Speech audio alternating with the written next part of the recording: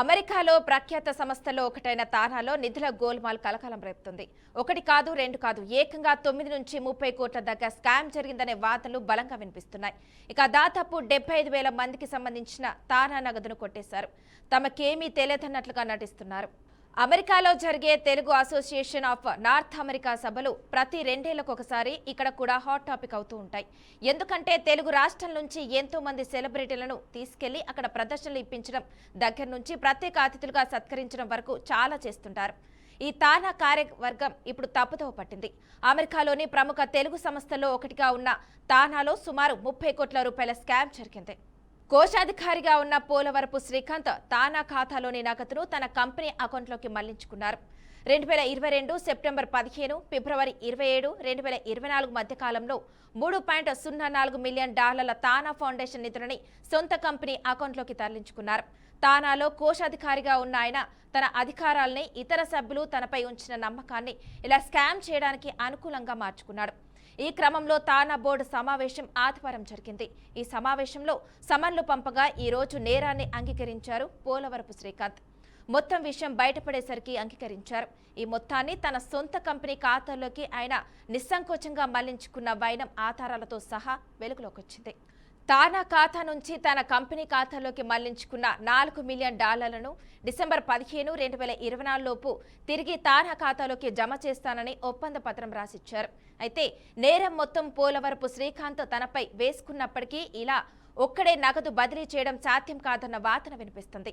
కోశాధికారి అయినంత మాత్రాన ఆయన ఒక్కరు సంతకం పెడితే పని పూర్తి కాదు. ఇతర కార్యవర్గం హస్తం కూడా ఉంటుందని అంచనా వేస్తున్నారు. ఎవరెవరు కలిసి ఈ స్కామ్ చేశారో బయటపెట్టాలని పోలవరపు శ్రీకాంత్పై బోర్డు సభ్యులు ఒత్తిడి చేస్తున్నారు. $4 మిలియన్ ఒకేసారి తన సంస్థ అకౌంట్కు పోలవరపు శ్రీకాంత్ బదిలీ చేసుకోలేదు. గత 2 ఏళ్లుగా ఈ బదిలీ జరుగుతోంది. మరి 2 ఏళ్ల పాటు లెక్కలు ఎవరికి తెలియదా? తెలిసినా అంతా సైలెంట్గా ఉంటున్నారా అన్నది బయటకు రావాల్సి ఉంది. నార్త్ అమెరికా తెలుగు వారికి అంటగా ఉంటుందన్నది ఉద్దేశంతో చాలా మంది తానాకు విరాళాలు ఇస్తుంటారు. ఇలాంటి వారందరినీ ప్రస్తుత కార్యవర్గం మోసం చేసినట్లయింది.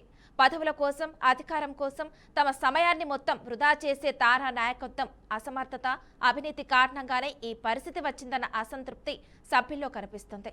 అమెరికాలో ఘరానా మోసం వెలుగులోకి వచ్చింది. అమెరికాలో ఫైన్ రైజింగ్ అనేది ఒక ప్రక్రియ. ఆ కోవలోనే దూకి సురేష్ 9 కోట్లు ఫండ్ రైజ్ చేశారు. ఇక అక్కడి నుంచి సమస్య మొదలైంది. ఫండ్ ఈ ఖర్చు కింద చూపి అప్పులుగా ఇచ్చినట్లు నమోదు చేశారు. ఇక అక్కడి నుంచి సురేష్ కు సమస్యలు మొదలయ్యాయి. ఖర్చు కింద చూపి అప్పుగా ఇవ్వడంతో అవి తీర్చాల్సి వచ్చింది. దానికి అమెరికా నిబంధనల ప్రకారం ఇంట్రెస్ట్ తదితరులను కలిపి చెల్లించాల్సి ఉంటుంది. అయితే ఫండ్ రైజింగ్ చేసిన ఉద్దేశం వేరు కాబట్టి ఈ ప్రక్రియను రివర్స్ చేయాలని సురేష్ కోరుతున్నారు. అయితే దాన్ని రివర్స్ చేయడానికి బదులు ఇండియాలో ఉన్న సురేష్, అతని కుటుంబ సభ్యులను సదరు ఫండ్ ఇచ్చిన వ్యక్తులు వేధిస్తున్నారని బాధితుడు సురేష్ ఆవేదన చెందుతున్నాడు. సదరు వ్యక్తులు అప్పుగా ఇచ్చినట్లు చూపుతున్న సొమ్ము ఇటీవల తానాలో అదృశ్యమైన సొమ్మేనని మరోవైపు అనుమానాలు వ్యక్తమవుతున్నాయి.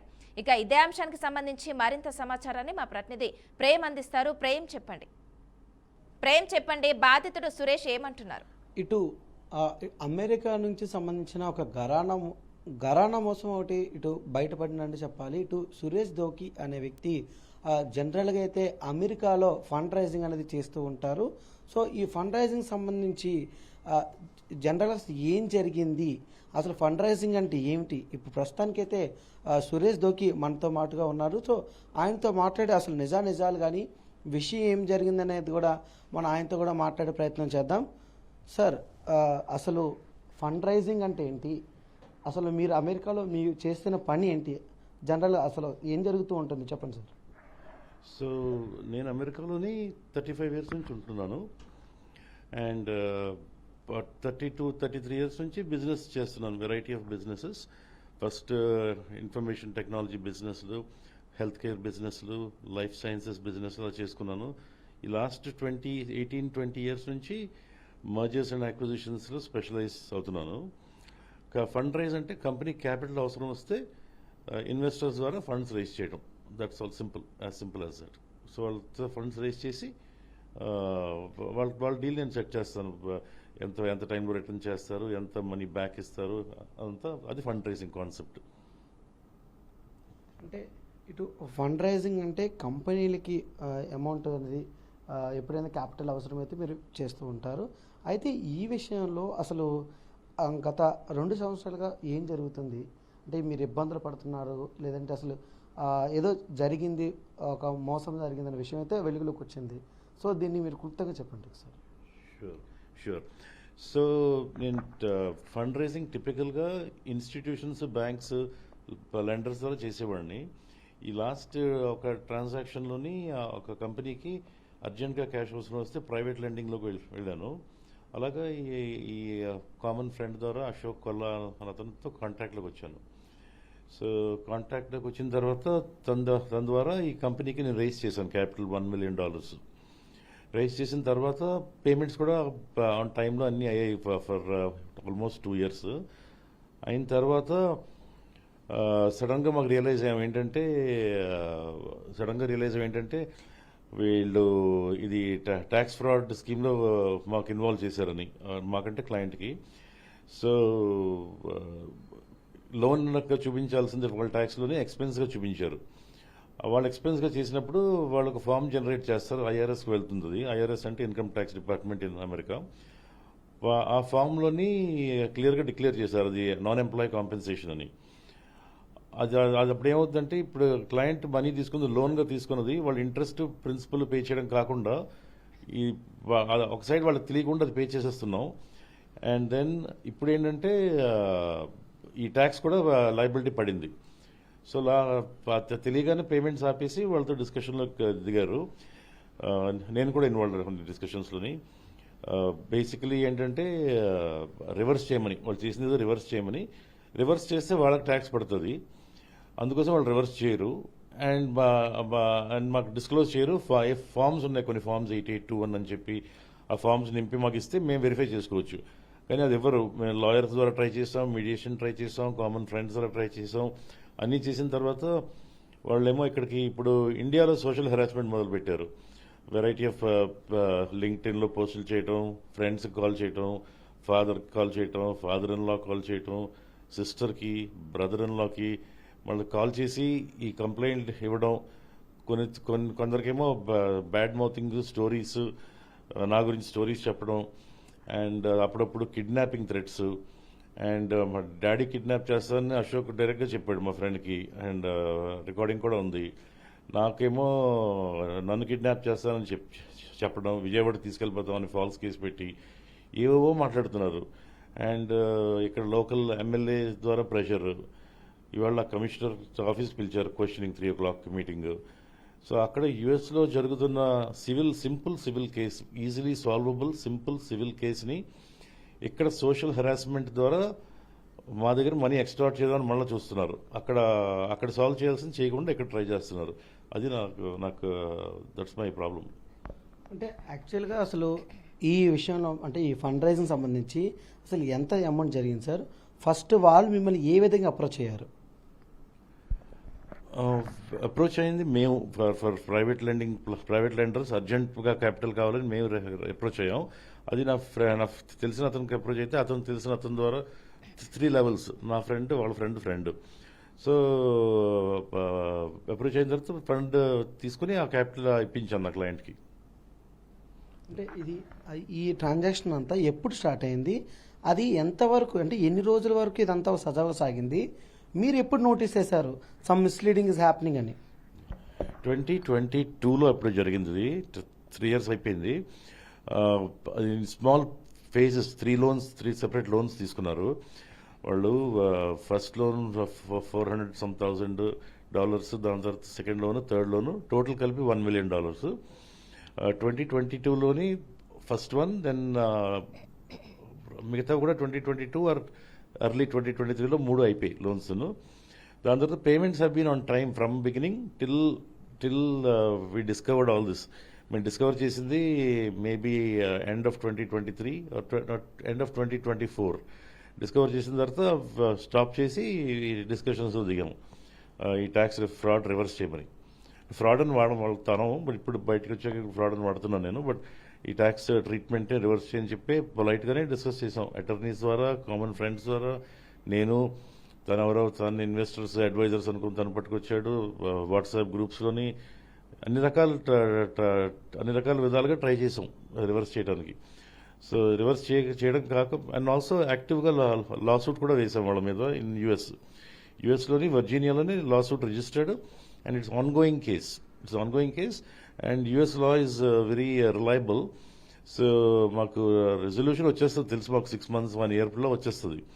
బట్ ఈ లోపల ఇక్కడ social harassment in India is going on full swing. అంటే ఇక్కడ మనం చూసుకున్నట్లయితే ఇటు అంటే అమెరికాలో ఇది జరిగింది కాబట్టి వాళ్ళు మిమ్మల్ని అప్రోచ్ అయ్యారు. సో మిస్లీడ్ అనేది మీరు గుర్తించారు. మిస్లీడ్ని గుర్తించిన తర్వాత మీరు వాళ్ళ దగ్గరికి వెళ్ళినప్పుడు వాళ్ళ సమాధానం ఏమైంది? వాళ్ళు డినై చేస్తున్నారు, లేదు అలా ఏం చేయట్లేదు మేము, మీ సస్పెషన్ మీద తప్పు ఇన్ఫర్మేషన్. దాని తర్వాత ఒకసారి మేము ప్రూఫ్ చూపించాం, దట్ 1099 ఇష్యూ అయింది, మాకు దొరికింది కాపీ అని ప్రూఫ్ చూపిస్తే అది రివర్స్ చేస్తామంటారు. సో రివర్స్ చేస్తే మేము నమ్మే ఈ పరిస్థితిలో వాళ్ళని నమ్మే ఛాన్స్ లేదు. సో మేము వాళ్ళు అడిగాం ఏంటంటే ఒక 8821 ఫామ్ నింపి మాకు ఇస్తే మేము సొంతగా వెరిఫై చేసుకోవచ్చు. ఆ ప్రొవిజన్ ఉంది, ఇలాంటి ఫ్రాడ్ జరగకుండా అవడానికి ఆ ప్రొవిజన్ ఉంది. ఆ form existence is that reason. So ఆ ఫామ్ నింపిచ్చేస్తే 2 minutesలో అయిపోతుంది ఆ ఫామ్ నింపడం, 1 page ఫామ్. అది ఇచ్చేస్తే మేము వెరిఫై చేసుకుంటామంటే ఇవ్వమంటారు. సో అక్కడే అలా స్టక్ అయింది 6 నెలలు డిస్కషన్స్ అయిపోయాక మాకు ఫ్రస్ట్రేషన్ వచ్చి ఇక్కడ సోషల్ హెరాస్మెంట్ స్టార్ట్ అయిన తర్వాత ఇమీడియట్లీ మేము అక్కడ లాసూట్ వేస్తాం. ఇప్పుడు ఆన్గోయింగ్ కేసు అది. అంటే నేనేమంటానంటే ఇప్పుడు ఇంత జరుగుతుంది కాబట్టి దీనిపైన ఇటు ఎవరైతే మీరు వ్యక్తుల పేర్లు చెప్పారో వాళ్ళ నుంచి మీరు అంటే పలానా దీన్ని మేము ఇలా సార్ట్అవుట్ చేస్తామని వాళ్ళు ఏమైనా మాట్లాడుతున్నారా, లేదంటే పూర్తిగా దీన్ని డినై చేస్తున్నారా? లేదు దే ఆర్ సార్టింగ్ అవుట్. ఆ ఇంటెన్షన్ లేదు. మాకు ఎలా పిండుకోవాల మీద తెలుసు, అలా threats and as recent as 3 days back వాళ్ళ అటర్నీతో నేను మాట్లాడాను. 3 days బ్యాక్ ఎలా సాల్వ్ చేద్దాం అది, please talk sense to your client, ఇది హెడేక్ అయిపోతున్నాడు ఇండియాలో, సాల్వ్ చేద్దాం అని చెప్పి అది చెప్పిన తర్వాత నెక్స్ట్ డే ఇంకెవరినో పట్టుకొచ్చి కమిషనర్ ఆఫీస్లో కంప్లైంట్ ఇప్పించి అక్కడ సాల్వ్ చేసే ఇంటెంట్ వాళ్ళకి లేదు, జీరో ఇంటెంట్. అంటే ఇప్పుడు ఇదే విషయం పైన యాక్చువల్లీ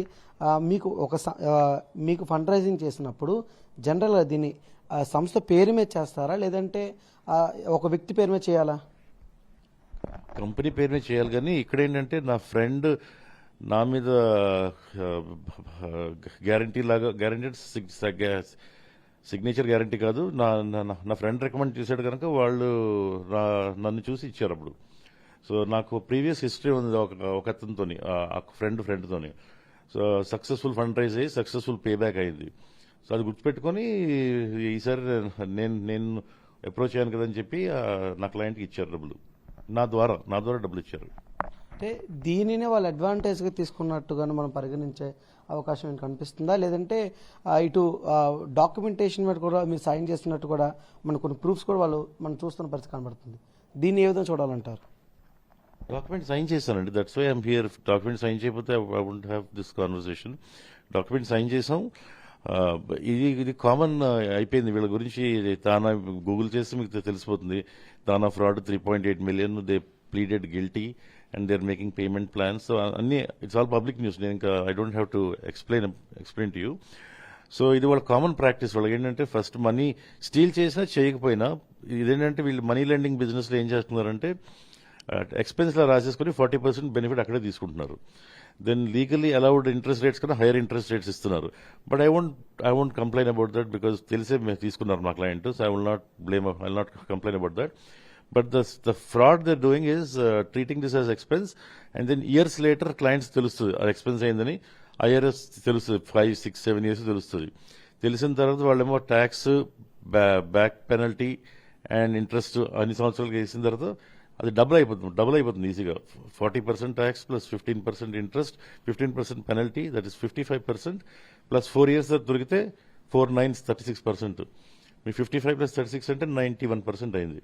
సో ఇక్కడ 91 ట్యాక్స్ కట్టడం, మళ్ళీ వాళ్ళకి ఇంట్రెస్ట్ ప్రిన్సిపల్ ఇవ్వడం అవుతుంది అన్నమాట.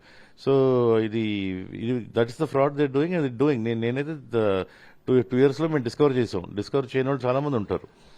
నాకెవరు తెలియదు, బట్ చాలా మంది ఉంటారు. ఎందుకంటే ఇదే బిజినెస్, ఇదే ప్రాసెస్ వాళ్ళది. అంటే ఇదంతా కూడా అసలు జరిగింది యుఎస్లో. సో యుఎస్లో జరిగిన విషయం కోసం యుఎస్ కోర్టులో మీరు కేసు వేసుకున్నారు, అంత బాగుంది. దీన్ని మొత్తం మళ్ళీ ఇండియాలో తీసుకుని వచ్చి ఇండియాలో అసలు ఏం జరుగుతుంది? ఇండియా వరకు ఎందుకు తీసుకున్నాడు అయింది, ఏవో బెదిరింపులే వచ్చాయి అంటున్నారు. అసలు ఆ ఉద్దేశం ఏంటి అసలు? అది ఎక్స్టార్షన్ అండి. They want ఎక్స్టార్. అక్కడ యూఎస్లో వాళ్ళకి తెలుసు, వాళ్ళ కోర్టు జడ్జ్మెంట్ వచ్చాక జడ్జ్మెంట్ మా ఫేవర్లో వస్తుంది, వాళ్ళకి ఇవ్వాల్సిన బాకీ 5% ఉండదు, మేబీ ఇంకా వాళ్ళే తిరిగి ఇవ్వాల్సి ఉండొచ్చు కూడాను. సో అక్కడ వాళ్ళకి మనీ రాదని వాళ్ళకి తెలుసు. సో ఇక్కడ నుంచి ఎక్స్టార్ట్ చేయదని వాళ్ళు they're using illegal means, pressure through politicians, commissioner, they're using all kinds of pressure to extort and buy silence from us. And నాకు అదే I'm reacting to what they doing. అంటే ఇప్పుడు ఇదే విషయం సంబంధించి ఎవరైతే ఉన్నారో వాళ్ళ పేర్లు కూడా మీరు తీసుకోవడం జరిగింది. వీళ్ళందరి పేర్లు కూడా ఇటు అమెరికాలో దాఖలు చేసిన కోర్టు కేసులో ఈ పేర్లు కూడా లింక్ చేయడం జరిగిందా? తర్వాత దీనిపైన మీరు ఇండియాలో ఏం చేయబోతున్నారు? So yeah, the original contract was signed by Ashok Kolla, but the funds were received by some other 3 companies. ఆ కంపెనీ ఓనర్స్ కి, అశోక్ కొల్లాకి, నలుగురికి నేను లిటిగేట్ చేస్తున్నాను. నలుగురు కో defendants and co conspirators. So I'm లిటిగేటింగ్ all of them. ఇండియాలో నేను ఏం చేయదలుచుకోలేదు initially. ఇండియాలో I'm planning to file a defamation case because they are calling friends and family and harassing. So defamation పరువు నష్టం దావా అంటారు కదా, అది వేస్తున్నాను. Right now we are talking to అటర్నీస్. Very soon will file that case. That's all I can do here because అక్కడ the financial transaction belongs to jurisdiction of USA, Virginia and Texas law. ఇక్కడ financial transaction అవ్వలేదు, ఇక్కడంతా జరుగుతుంది defamation. So దానికి నేను react అవుతాను. అది కూడా legal. You always do everything legally. And I'm planning in a week or so will have a case filed against all parties who are defaming in India. అలాగే ఇప్పుడు ఇదే కేసులో మనం చూసుకున్నట్లయితే మీకు బెదిరింపులు కూడా మీకు రావడం జరుగుతుంది. అసలు వాళ్ళ ఫోన్లు ఎవరికి చేస్తున్నారు? ఫోన్ చేసి ఏమని బెదిరిస్తున్నారు? మా ఫ్రెండ్స్ అండ్ ఫ్యామిలీకి ఫోన్ చేసినప్పుడు only bad mouthing, telling them that Suresh was money to this me and చాలా మందికి అని చెప్పి ఫేక్ నేమ్స్, ఫేక్ ఫ్రెండ్స్ చేత ఫోన్ కాల్స్ చేయిస్తున్నారు, అలా హెరాస్ చేస్తున్నారు. బెదిరింపులు 2 సార్లు అయ్యాయి. నేను వినకుండా నా కామన్ ఫ్రెండ్స్కి బెదిరించడం ఇంకో 2-3 సార్లు అయ్యాయి. 3 సార్లు అయ్యాయి షూర్గా. సో కిడ్నాపింగ్ థ్రెట్స్, కిడ్నాప్ చేస్తాం, ఫాల్స్ కేసు విజయవాడలో వేసి నీకు అక్కడ పోలీసులతో పట్టుకొస్తాం, అక్కడ ఇంట్రాగేట్ చేస్తాం, అప్పుడేం చేస్తావు చూస్తాం, అలా ఇలాంటి థ్రెట్స్ వస్తున్నాయి. So it is scary. అంటే ఇటు తానాకు సంబంధించి, తానా అంటే 2 తెలుగు రాష్ట్రాల్లో ఎంతో పేరుగాంచినది, ఎంతో ప్రఖ్యాతమైనది కూడా. ఎందుకంటే ఆంధ్ర రాష్ట్రం నుంచి కూడా చాలామంది సెలబ్రిటీస్ని కూడా అక్కడ తీసుకోవడం జరుగుతుంది. అంటే మరి అక్కడ జరిగిన ఈ డబ్బులు అక్కడ నుంచి ఇక్కడ మీకు ట్రాన్సాక్షన్ అయ్యిందనే విషయం మీరు ఎప్పుడు గ్రహించారు? అది ఫస్ట్ నాకు సరిగ్గా తెలియదండి, బట్ ఎండ్ ఆఫ్ 2024 అని నాకు గుర్తు. Approximately end of 2024, November December అయి ఉండొచ్చు. అప్పుడు ఏంటంటే we're doing accounting for our own books, client books చేస్తున్నప్పుడు రిసిపియంట్ నేమ్స్ ఏమో చూశాను, 3 డిఫరెంట్ కంపెనీస్. సో అప్పుడు అశోక్ వెంటనే కాల్ చేసి అడిగాను, ఈ కంపెనీస్ ఎవరు నీ అకౌంట్ నుంచి పంపించలేదా అంటే అది మందేనన్నా అన్నాడు తను. మందేని మేము గూగుల్ చేసి చూస్తే వెంటనే అప్పుడు శ్రీకాంత్ పోలవరపు, తానా సెటిల్మెంట్, FBI కేసు అవన్నీ వచ్చాయి. అప్పుడు నాకు కొంచెం టెన్షన్ వేసింది నాకు, నేను ఇలా క్లయింట్కి ఇలా ఇరికించానని. వెంటనే కాల్ చేసి మీదేం కాదు, మీరు సేఫ్, వాళ్ళు ఏదో తర్వాత ఏదో ఫాల్స్ కేసు వేశారు, ఏదో చెప్పాడు స్టోరీస్. నేను నమ్మను, ఎందుకంటే దాన్ని గిల్టీ ప్లీడ్ చేసి పేమెంట్ ప్లాన్లో ఉన్నాడు FBIతోని, వాళ్ళ అటర్నీ ద్వారా. అంతా అది ఓపెన్, అది it's public information, it's not some private information. So అప్పుడు తెలిసింది నాకు ఎండ్ ఆఫ్ 24 అనుకోండి. అంటే ఇప్పుడు జనరల్గా మరి మీరు ఫండ్ రైజ్ చేసేటప్పుడు అది ఆ కంపెనీ ఫర్మ్స్ కానీ ఫర్మ్ డీటెయిల్స్ కానీ చెక్ చేయరా? అంత బ్లైండ్గా మీరు చేయరు, ఎందుకంటే యు ఆర్ డూయింగ్ ఇట్, మీరు దీన్ని కొన్ని సంవత్సరాలుగా చేస్తున్నారు కాబట్టి ఆ రోజు మీరు దీన్ని ఎందుకు చెక్ చేయలేకపోయారు? సో నేను fund raising I been doing for 10+ years. Easily mergers and acquisitions about 20 years, close to 20 years. Fundraising close to 10 years. But it has always been institutional. Banks, lenders, institutions, large institutions, banks, very regulated institutions. So ఎప్పుడు check చేసిన అవసరం రాలేదు. And also also this time for a client it came first time private lending లో చేశాను నేను. నాకు first కాదు actually second experience. The first experience was for another client and it went successfully, paid back successfully. ఆ reputation చూసే నాకు మళ్ళీ వీళ్ళు సెకండ్ టైం ఇచ్చారు. సో ఇది ఫస్ట్ అందుకే మేము విడిన్ చెక్. అండ్ మనీ రాగానే క్లయింట్కి అడుగుతాం మనీ వచ్చిందంటే వాళ్ళు చేస్తుంటారు. వాళ్ళు ఎక్సైటెడ్గా వాళ్ళ బిజినెస్లో దిగిపోయి వాళ్ళ బిజినెస్ పనులు చూసుకుంటారు. ఎక్కడి నుంచి వచ్చింది, ఏ కంపెనీ, ఆ కంపెనీ ఓనర్ ఎవరు, అంత వాళ్ళు వెళ్ళరు. వాళ్ళు happy to get their money. But now they are unhappy to know that they are implicated in tax fraud and tax evasion and money laundering. So but అప్పటికి excitement about receiving the funds. And 10 years ఇది కాదు, but అంతా institution. ఇది second time in my life where I dealt with private lenders. అంటే ఇప్పుడు ఏదైతే ఈ amount ఎవరైతే ఏ కంపెనీకి అయితే వెళ్ళిందో ఆ కంపెనీ వాళ్ళ యొక్క స్పందన ఏముంది? ఎందుకంటే మీరు మధ్యవర్తిగా ఉండి ఒక ప్రైవేట్ లెండర్ నుంచి వాళ్ళకి క్యాపిటల్ కూడా ఇవ్వడం జరిగింది కాబట్టి, సో ఇప్పుడు వాళ్ళ స్పందన ఏంటి మీ మీద కానీ, లేదా వాళ్ళు మిమ్మల్ని నమ్ముతున్నారా, దీనిపైన ఎలా వెళ్దాం అనుకుంటున్నారు? ఎవరైతే ఇన్వెస్ట్మెంట్ తీసుకున్నారో వాళ్ళు మీరు కలిసి వెళ్తారా, లేదంటే మీరే సింగిల్గా పోరాటం చేస్తారా? రైట్ నో పోరాటం నేనే చేస్తున్నాను. కాకపోతే క్లయింట్ మాకు గుడ్ ఫ్రెండ్స్, తెలిసిన వాళ్ళు, నేను బాగా ఇన్వాల్వ్ కూడా కంపెనీలోని. సో వాళ్ళు వెయిటింగ్, ఇది రిజాల్వ్ అవగానే పే చేద్దామని వెయిటింగ్. సో వాళ్ళకి నాకు relationship fine and will always be fine. So ఇక్కడ మాకు ప్రాబ్లం ఉన్నది ఈ ట్యాక్స్ ట్రీట్మెంట్ అండ్ ఈ ట్యాక్స్ స్కీమ్ క్యాన్సిల్ చేయాలి బేసిక్లీ. అది రివర్స్ చేయమని మా ఆర్గ్యుమెంట్. లేకపోతే రివర్స్ చేయకపోతే మాకు ట్యాక్స్ లయబిలిటీ ఎంత పడుతుందో తెలుసుకుని అది సబ్ట్రాక్ట్ చేసి బ్యాలెన్స్ ఇవ్వడానికి కూడా ready. Anyway we're ready, but we're not getting any flexibility from the other side. అంటే ఈ రోజు కూడా మీరు విశాఖ పోలీసులు కూడా కమిషనర్ కూడా మీరు ఆశ్రయించబోతున్నారు. సో విశాఖ కమిషనర్ ఆశ్రయించిన తర్వాత అసలు మీరు ఆయనకి ఏం చెప్పబోతున్నారు? మీ గోడ్ని ఏ విధంగా ఆయనకి వివరించబోతున్నారు? మీరు ఆయన నుంచి ఎటువంటి సహాయం కోరుకోబోతున్నారు?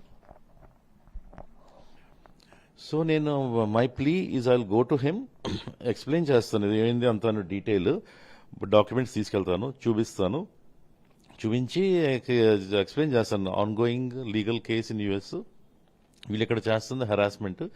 ఇన్ఫ్యాక్ట్ నేను ఫస్ట్ టైం పోలీస్కి వెళ్ళింది నేను కంప్లైంట్ ఇచ్చాను హెరాస్మెంట్ అని చెప్పి.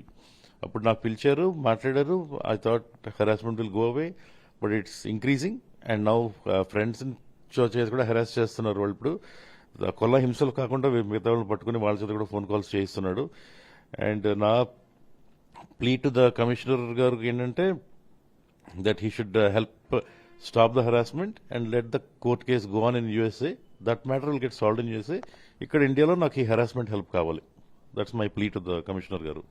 అంటే మొదటిసారి మీరు కంప్లైంట్ ఇచ్చినప్పుడు ఏమని కంప్లైంట్ ఇచ్చారు, ఎప్పుడు కంప్లైంట్ ఇచ్చారు, ఎక్కడ కంప్లైంట్ ఇచ్చారు? సో నేను ఫస్ట్ కమిషనర్ ఆఫీస్కి వెళ్ళాను అబౌట్ ఎ మంత్ బ్యాక్. వెళ్ళినప్పుడు అతనేమో ఎక్కడ ఉంటారని అడిగారు. ఎక్కడ ఉంటానని చెప్పిన తర్వాత అది 3 Town జ్యూరిస్డిక్షన్లోకి వస్తుందని చెప్పి అక్కడ పైడయ్య గారు అని ఉంటారు, అక్కడికి వెళ్ళి కలవమన్నారు. సో అతని దగ్గర కలిసి అతనేమో రాసివ్వండి కంప్లైంట్ అంటే రాసి కంప్లైంట్ ఇచ్చాను, లాడ్జ్ చేశాను. దెన్ అతనేమో పిలిచారు ఈ అశోక్ కొల్లాకి, గుంటూరులో ఉన్నాడని చెప్పాడు. తను వచ్చాడు. వచ్చిన తర్వాత మేము మీట్ అయ్యాము. మీడియేషన్ ట్రై చేశారు. నేను చెప్పాను ఈ ఫామ్ 88 అని ఇస్తే మీడియేషన్ వెంటనే అయిపోతుంది, లేకపోతే యూఎస్ కోర్ట్స్లో నడాల్సింది, ఇంకా ఆప్షన్ లేదని చెప్పాను. అలా అయిపోయింది, అక్కడితో ఎపిసోడ్ అయిపోయింది. అండ్ ఒక 1 week వరకు కూల్గా ఉన్నాడు. దాని తర్వాత మళ్ళీ again harassment started.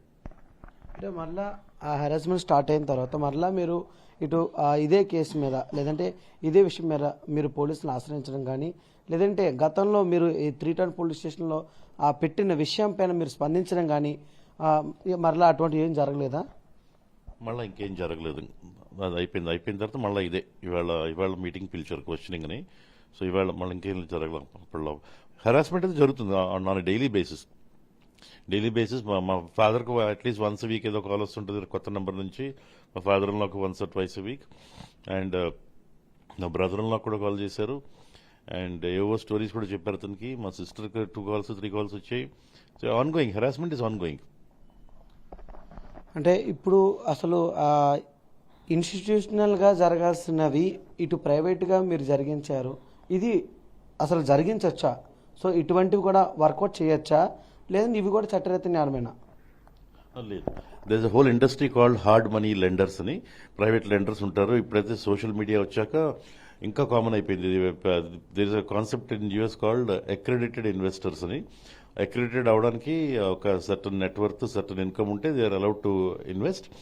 And it's regulated, semi regulated. It's not, they don't have any quarterly reports అలాగే లేదు, but certain rules and norms follow అవ్వాలి. So it is legal. అయితే ప్రేమ్ ఇప్పుడు ఒక్క నిమిషం. ఇదంతా జరగడానికి లేదంటే ఇప్పుడు ఈ విషయం పైన మీరు మాట్లాడడానికి ఇంకెంత టైం పట్టే అవకాశం ఉంది? చెప్పండి.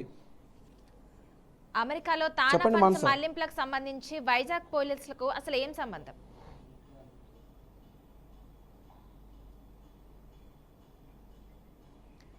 ప్రేమ్ చెప్పండి, అమెరికాలో తానా ఫండ్స్ అంటే మళ్లింపులకు అలాగే వైజాగ్ అమెరికాలో ఉన్న పోలీసులకు ఏం తానా సంబంధం అంటారు? సంబంధించిన నిధి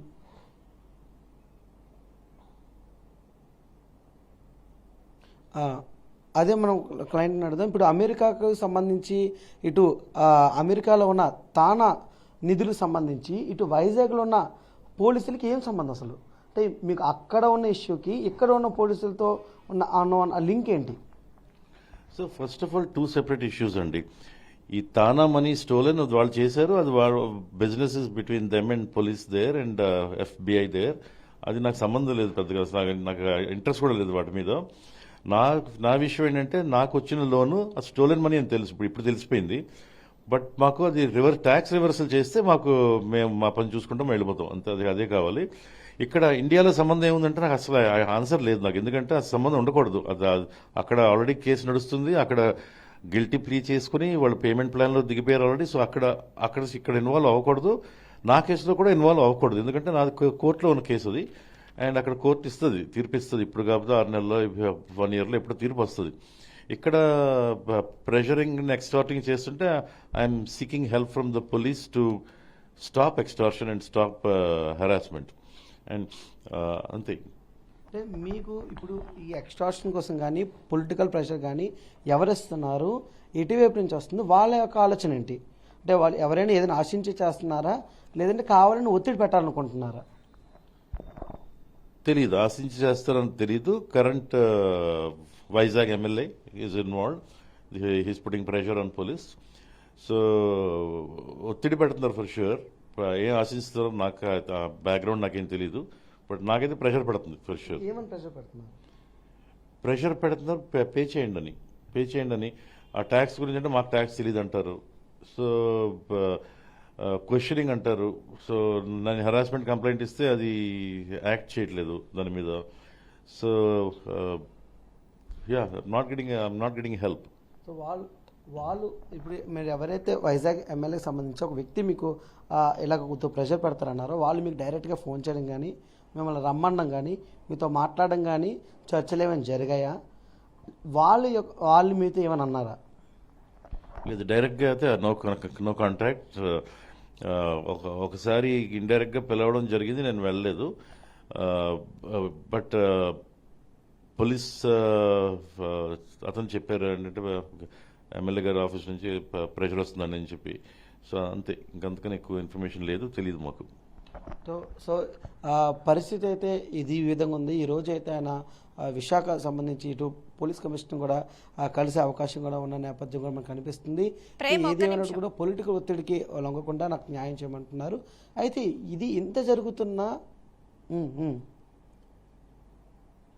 శ్రీకాంత్ పోలవరంతో పాటుగా ఈ స్కామ్ లో ఇంకా ఎవరెవరు ఉన్నారు అంటున్నారు?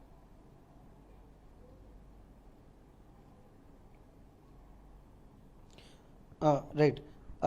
డోకి సురేష్ గారు చెప్పండి, ఇప్పుడు శ్రీకాంత్ పోలవరపుతో పాటుగా ఎంతమంది ఉన్నారు, వారి పేర్లు, వాళ్ళ వివరాలు ఏంటి? నాకు వాళ్ళ డైరెక్ట్ కనెక్షన్ వాళ్ళతో లేదండి. సో నాకు తెలిసింది ఏంటంటే, మాకు ఇక్కడ నుంచి ఫండ్స్ వచ్చాక మేము గూగుల్ సెర్చ్ చేసుకుని లిటిల్ ఇన్వెస్టిగేషన్, పబ్లిక్ డాకెట్స్ అన్ని ఇన్వెస్టిగేషన్ చేసుకుంటా, simple investigation on the internet, nothing special చేస్తే తెలిసింది ఏంటంటే Srikanth Polavarapu was some position in TANA, treasurer, secretary or something. And అదే టైంలోని జై తల్లూరి అని కూడా అతను president of TANA, I think at the same time. And ఆ జై తల్లూరి పేరు ఎందుకు మెన్షన్ చేస్తానంటే, అతని అకౌంట్ నుంచి కూడా నా క్లయింట్కి మనీ వచ్చాయి almost half the money came from Jayataluri's account and half from Srikanth's account. So అంతే తెలుసు నాకు. వాళ్ళు గిల్టీ ప్లీ ఒప్పుకున్నారు అండ్ పేమెంట్ ప్లాన్లో ఉన్నారు. అంతవరకు తెలుసు అంతే. అంటే మీరు ఎప్పుడైనా వాళ్ళని అప్రోచ్ అవ్వడం కానీ వాళ్ళు డైరెక్ట్గా కలవడం కానీ లేదా వాళ్ళతో మాట్లాడడం కానీ ఏమైనా జరిగిందా? లేదంటే మీరు ఇప్పుడు ఎవరైతే ఈ జయ తల్లూరి కానీ పోలవరం శ్రీకాంత్ కానీ వాళ్ళ అకౌంట్ నుంచి అమౌంట్ ట్రాన్స్ఫర్ అయిందని తెలిసిన తర్వాత వారితో మరి ఒకసారి కన్ఫర్మ్ చేయడం ఏమైనా జరిగిందా? Only one call with Srikanth and one call with Jay. That's it. And only thing was I call చేసి ట్యాక్స్ స్టేట్మెంట్ రివర్స్ చేయండి అని రిక్వెస్ట్ చేసాం. తనేమో ఇద్దరు చేయలేము, రివర్స్ చేయలేము, కుదరదని చెప్పి అనేసారు. సో సెకండ్ టైం ఇంకో ఫ్రెండ్ చేత కాల్ చేయించి మాట్లాడించాం. అప్పుడు కూడా వాళ్ళకి అలాగే చెప్పారు, మేము చేయలేము, రివర్స్ చేయలేము అని చెప్పి అన్నారు. రివర్స్ చేస్తే వాళ్ళు ట్యాక్సులు కట్టుకోవాలి, మేము కట్టలేము పరిస్థితి లేదు. అదే కానీ ఐఆర్ఎస్ తెలిసి వాళ్ళు వచ్చి కట్టమంటే అది వేరే విషయం. ఇప్పుడు నుంచి మేము ఎందుకు కట్టాలి ఫ్రంట్ అని డినై చేశారు. ఇదంతా ఇప్పుడు జరిగింది ఆగస్ట్ 2025. సో అంటే ఇప్పుడు ఆగస్ట్ 2025లో వాళ్ళు మీరు కాల్ చేసి రెస్పాండ్ అయ్యారు. అయితే ఇది ట్రాన్సాక్షన్ అనేది గత 3 సంవత్సరాలు జరుగుతుంది కాబట్టి ఇటు ఈ పోలవరం శ్రీకాంత్ కానీ లేదంటే జయ తల్లేరు కానీ వీరిద్దరూ ఆ ట్రాన్సాక్షన్ ఎప్పుడు ఇన్వాల్వ్ అయ్యారు? వాళ్ళు మాకు మనీ పంపించినప్పుడే వాళ్ళు ఇన్వాల్వ్డ్. మాకు తెలియడం 2 years పట్టింది. వాళ్ళు మనీ పంపించినప్పుడే వాళ్ళు ఇన్వాల్వ్డ్. వాళ్ళకి తెలుసు కానీ మాకు తెలియదు. మాకు తెలియడానికి 2 years పట్టింది. పట్టిన తర్వాత within 6 months we started negotiating, అటర్నీస్తో మాట్లాడడం అన్నీ జరిగాయి. అంతే. ఇప్పుడు జనరల్గా ఇప్పుడు వాళ్ళు ఈ కంపెనీ ఏదైతే ఉన్నదో ఆ కంపెనీలో ఇన్వెస్ట్ చేసిన అమౌంట్ని మరలా మీరు ఎంత టెన్యూర్లో వాళ్ళకి రిటర్న్ చేయాలి? With what sort of interest? So దానికి ఇప్పుడు ఈ టాక్సేషన్ వల్ల కానీ ఈ యొక్క ఏదైతే మోసం జరిగిందో దానివల్ల కానీ ఎంత వేరియేషన్ రావచ్చు మీకు వాళ్ళకి ట్రాన్సాక్షన్ మధ్యలో? ఇంట్రెస్ట్ రేట్ 2.5% పర్ మంత్, అంటే total 30% interest per year. Transaction duration 2 years. 2 years interest అంటే 30% for year 1, 30% for year 2, and total money 1.6. Interest on going. 2 years ఎండ్కి ప్రిన్సిపల్ ఫుల్లీ పెయిడ్. అది డీల్ టర్మ్స్. ఇప్పుడు అది తెలిసినంత వరకు ఈ విషయం బయటకు వచ్చినంత వరకు payments interest payments on time చేశారు, ఎవ్రీ మంత్ ఆన్ టైం. ఇప్పుడు ఐఆర్ఎస్ తెలిసిన తర్వాత ఎలాగొస్తుందో మాకు తెలియదు. ఇంకా ఎప్పుడు తెలుసో తెలీదు, అండ్ ఎప్పుడు మాకు నోటీస్ పంపిస్తారో తెలీదు. అది అయ్యే లోపల సాల్వ్ చేసుకుందాం అని చెప్పి మేము డెస్పరేట్గా ట్రై చేస్తున్నాం. అంటే ఇప్పుడు ఇదే విషయం పేరు మనం మాట్లాడాల్సి వస్తే ఇప్పుడు గతంలో ఒక ట్రాన్సాక్షన్ కూడా చేశారు, ఇప్పుడు రెండో ట్రాన్సాక్షన్. అంటే రెండో ట్రాన్సాక్షన్ కూడా మరి 2 years మీరు అనుకున్న టెన్యూర్ టైం అయిపోయింది కదా. సో మరి దీనిపైన వాళ్ళు లీగల్గా వెళ్ళే అవకాశం ఉంది కదా? వాళ్ళు లీగల్గా వెళ్తే వాళ్ళు దొరికిపోతారు, ఐఆర్ఎస్ దగ్గర దొరికిపోతారు. అందుకే వాళ్ళు లీగల్గా వెళ్ళట్లా. వాళ్ళు లీగల్గా వెళ్ళాలంటే నేను ఫోర్స్ చేసి వాళ్ళ మీద లాసూట్ వేశాను. వేసిన తర్వాత కూడా వాళ్ళు ఇంకా అది తప్పించుకొని ఇక్కడ ఇల్లీగల్ మీన్సే ట్రై చేస్తున్నారు. వాళ్ళు లీగల్గా వెళ్తే వాళ్ళు దొరికిపోతారు, అందుకే వాళ్ళు చేయరు. ఎన్నెన్నో బయటకు వస్తాయి. జయతల్లూరి తానాలో దొరకలేదు ఇంకాను, ఇప్పుడు తను కూడా దొరకచ్చు. సో అందుకో వాళ్ళకి బయటకు రావడానికి ఇష్టం లేదు వాళ్ళకి. అంటే అంత పెద్ద సంస్థల్లో ఒక వ్యక్తి లేదా 2 వ్యక్తులతో అంత అమౌంట్స్ చేతులు మారడం అనేది అసాధ్యమైన పని. దీంట్లో చాలామంది వ్యక్తులు కూడా ఇన్వాల్వ్ అయ్యే అవకాశం ఉన్నదా? లేదా అంటే మీరు కూడా ఒక ఇటు అమెరికన్ రెసిడెంట్గా కూడా ఇప్పుడు అక్కడ అన్ని సంవత్సరాలు ఉన్నారు కాబట్టి మీ అవగాహన ఏంటి ఈ విషయం పైన? నాకు తెలియదు అండి. హై పొజిషన్లో ఉండేవారు తానాలోని శ్రీకాంత్ అండ్ జై. సో అక్కడ బ్యాంక్ అకౌంట్స్ ఎవరు కంట్రోల్ చేస్తారు, వాళ్ళకి ఏముంది నాకేమీ తెలియదు. నాకు అన్నీ తెలిసి ఏంటంటే వాళ్ళ అకౌంట్ నుంచి మాకు మనీ వచ్చింది, అది ట్యాక్స్ ట్రీట్మెంట్ రాంగ్ చేసి మాకు ఇరికించారు, ట్యాక్స్ లయబిలిటీ ఇరికించారు. అది రివర్స్ చేయమంటారు, అంతే నాకు తెలుసు. అంటే ఇప్పుడు అలాగే మీ దగ్గర ఇప్పుడు ఆ 9 crores ఇన్వెస్ట్మెంట్ కూడా మీ దగ్గర ఉన్నది. సో ఇప్పుడు ఈ 9 crores ఇన్వెస్ట్మెంట్లో ఆ ట్యాక్స్ లయబిలిటీ ఏదైతే ఉన్నదో అది సబ్ట్రాక్ట్ చేసి మిగతా అమౌంట్ వాళ్ళకి మళ్ళీ పంపించండి అంటే దానికి మీరు సిద్ధంగానే ఉన్నారా? అదే ఇందాక చెప్పాను కదా, ట్యాక్స్ లయబిలిటీ సబ్ట్రాక్ట్ చేసి బ్యాలెన్స్ ఇవ్వమంటే client is ready, my client is ready to pay. అది బ్యాలెన్స్ ఏం మిగలదు ఇంకా. ఇన్ఫ్యాక్ట్ మాకే రావాల్సి ఉండొచ్చు, లేకపోతే 0 అవ్వచ్చు. అది very very little amount. So ready to do all kinds of settlement. Manasa పరిస్థితి అయితే మాత్రం మనకి పూర్తిగా కూడా తెలుస్తుంది. నిమిషం. అంటే ఏదైతే ఇటు 2022, 2023 మధ్యన జరిగిన ట్రాన్సాక్షన్. ఎస్ మానస. అయితే కేసును అమెరికాలోని ప్రఖ్యాత విచారణ సంస్థ అయిన FBI కూడా విచారిస్తున్నట్లుగా తెలిసింది. ఇది నిజమేనా? వారు ఏమంటున్నారు?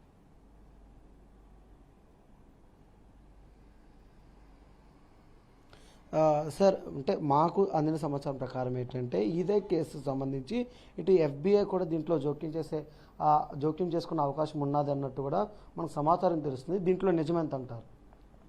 మా సిచ్యువేషన్ ఎస్. నో FBI కాదు, this is a civil matter, it's private civil FBI. Matter. It's breach of contract అంటారు యూఎస్లోని. ఆ జ్యూరిస్డిక్షన్ మా కౌంటీ వర్జీనియాలోని, అశోకుల్లా కౌంటీ ఇన్ టెక్సస్లోనే ఉంది jurisdiction.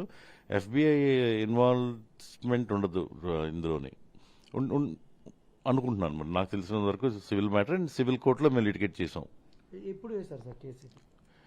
First litigation happened in December. వాళ్ళకి December 15 దాకా టైం ఇచ్చాను, డిమాండ్ లెటర్ పంపించి. దాని తర్వాత వెంటనే కేసు ఫైల్ చేసాం. ఆ కేసులోని సమ్ ప్రాబ్లమ్స్ ఉంటే మనం మోడిఫై చేసి కొత్త case about 3 weeks back file చేసాం. సో అంటే ఈ కొత్త కేసు సంబంధించి సమాన్స్ ఆమెకి ఎవరైతే కొల్లా ఉన్నారో సమాన్స్ ఆమె పంపించడం జరిగిందా? సో ఆ సమాన్స్కి ఆయన రియాక్ట్ అయిన అయ్యారా? అంటే ఇప్పుడు అంటే అమెరికా న్యాయ సంస్థలు అంటే అది చాలా లీగల్గా కానీ అన్ని వైపులు కూడా న్యూట్రల్గా వెళ్తుందని ఒక నమ్మకం ఉంటుంది కాబట్టి మరి ఆ సమాన్స్ పైన వాళ్ళకున్న రియాక్షన్ ఏంటి? సో సమన్స్ మా అటర్నీ వాళ్ళ అటర్నీకి పంపించారు. మా అటర్నీ వాళ్ళ ఇంటికి షరీఫ్ అంటే పోలీస్ ద్వారా పంపించారు. నేను వాట్సాప్ ద్వారా పంపించాను. సో తనకి 3 సోర్సెస్, ఏ సోర్స్ లేకపోయినా నా వాట్సాప్ మాత్రం గ్యారంటీగా తనకి అందే ఉండాలి. అండ్ అదర్ 2 సోర్సెస్ కూడా ఇప్పటికి అందే ఉండాలి. తను ఇంకేం రియాక్ట్ అవ్వలేం. సో సమాన్స్లో మీరు ఏమని పేర్కొన్నారు? అసలు ఏం రాశారు? మీరు ఏం నోటీస్ పంపించారు వాళ్ళకి? ద లాసూట్ కాపీ వెళ్తుంది. అందులో court will give a time to respond to the summons. Summons కాదు, it's lawsuit. They will have to respond to the lawsuit. Yes Manasa, అయితే ఇటు మరలా గత 3 వారాల క్రితం కూడా మరొక కొత్త లాసూట్ని కూడా ఇటు కొల్లాకి ఎవరైతే వ్యక్తి ఉన్నారో వాళ్ళు కూడా పంపించడం జరిగింది మాన్సా. అయితే ఇదే విషయానికి వస్తే మాత్రం ఇటు 2022 నుంచి 25 మధ్యన జరిగిన ఏదైతే ఈ యొక్క ట్రాన్సాక్షన్ ఉన్నదో ఆ ట్రాన్సాక్షన్ ఉన్న లోటుపాట్లను సరిదిద్దుకునే ప్రయత్నం కూడా అటు వాళ్ళు చేయకుండా ఇటు మరలా తిరిగి ఇటు ఇండియాలో ఉన్న ఎవరైతే ఈ సురేష్ డోకి ఉన్నారో సురేష్ డోకి సంబంధించిన ఆ తల్లిదండ్రులను, అలాగే వాళ్ళ బ్రదర్ని, అలాగే వాళ్ళ వైఫ్ని, అలాగే వాళ్ళ మావయ్య గారిని వాళ్ళని కూడా ఇటు ఇబ్బందులు గురి చేస్తూ హెరాస్మెంట్ కూడా చేస్తూ కిడ్నాపింగ్ చేస్తాము, విజయవాడలో మీ పైన కేసులు బనాయించి మిమ్మల్ని కూడా కిడ్నాప్ చేసే పరిస్థితి కూడా ఉంటుందంటూ కూడా ఇటు వాళ్ళని అయితే మాత్రం అన్ని వైపుల నుంచి కూడా మానసికంగా కూడా వాళ్ళని కృంగదీసే పరిస్థితి కూడా చేస్తున్నారు. అయితే దీనికి సంబంధించి ఇప్పుడు మనం డోకి సురేష్తో మాట్లాడిన తర్వాత అయితే మాత్రం ఒక విషయం అయితే మనకి క్లియర్గా తెలుస్తుంది. తానా అంటేనే ఇటు 2 తెలుగు రాష్ట్రాల్లో ప్రఖ్యాతిగాంచినది, ఎంతో పేరున్నది. అంటే తానాలో జరిగే ప్రతి ఈవెంట్ ప్రపంచవ్యాప్తంగా కూడా ఇటు గుర్తింపు తెచ్చుకునే ఈవెంట్గా కూడా మనం చూస్తూ ఉంటాము. అటువంటి తానాలో అంటే ఇంత భారీ స్థాయిలో కుంభకోణాలు జరుగుతుంటే దీనిపైన ఇంతవరకు ప్రభుత్వం ఎందుకు రెస్పాండ్ అవ్వట్లేదు? అదేవిధంగా చూసుకున్నట్లయితే తానాకు సంబంధించి ఇటు ఒక వ్యక్తి 2 వ్యక్తుల యొక్క అంటే సెక్రటరీ ట్రెజరర్ ఆధ్వర్యంలోనే అన్ని కోట్ల రూపాయలు కూడా అంటే వ్యక్తిగత అకౌంట్లో కానీ కంపెనీ ఫార్మల్ పేరు మీదకి కానీ ట్రాన్స్ఫర్ అయ్యే అవకాశం లేదు. దీంట్లో ఇంకా ఎక్కువ మంది కూడా ఇన్వాల్వ్ అయ్యే అవకాశం కనిపిస్తుంది. ఇదే కేసులో కూడా ముందుకు వెళ్తే తానాలో జరిగే మోసాలు అనేకం కూడా ఉండే అవకాశం కూడా లేకపోలేదు అంటూ కూడా ఇటు మనకి కూడా విషయం తెలుస్తుంది. చాలామంది ప్రజలు కూడా వాపే పరిస్థితి కనబడుతుంది. అయితే ఇది ఎలా ఉంటుండగానే డోకి సురేష్ విషయానికి వస్తే మాత్రం ఇప్పుడు ఆయన ఏమంటున్నారంటే ఏదైతే ఈ 9 కోట్ల రూపాయలు ఇన్వెస్ట్మెంట్గా క్యాపిటల్ ఏదైతే కంపెనీకి వెళ్ళిందో ఆ కంపెనీ నెలకి 2.5% లెక్క ఓవరాల్ 30%కి ఇటు ప్రతి నెల ఇంట్రెస్ట్ అనేది టైం టు టైం చెల్లించారు. ఇప్పుడు ఈ విషయానికి వచ్చేసరికి అంటే ఏదైతే ఎప్పుడైతే వీళ్ళు IRS ద్వారా పలానా అకౌంట్ అది బ్యాంక్ ఫండ్ ఏదైతే అమౌంట్ అది వచ్చిందో అది మనీ లాండరింగ్ అని తెలిసిన తర్వాత వాళ్ళు కొంత ఇబ్బంది పడుతున్న పరిస్థితి కనబడుతుంది. ఇదే విషయం పైన వాళ్ళు లాసూట్ వేశారు. వాళ్ళు న్యాయం జరగాలి, అలాగే ఈ బెదిరింపులు తగ్గాలంటూ కూడా ఈరోజు విశాఖ సిపిని కూడా కలిసే అవకాశం ఉన్నట్టు కూడా కనిపిస్తుంది Manasa. Okay, thank you Prem.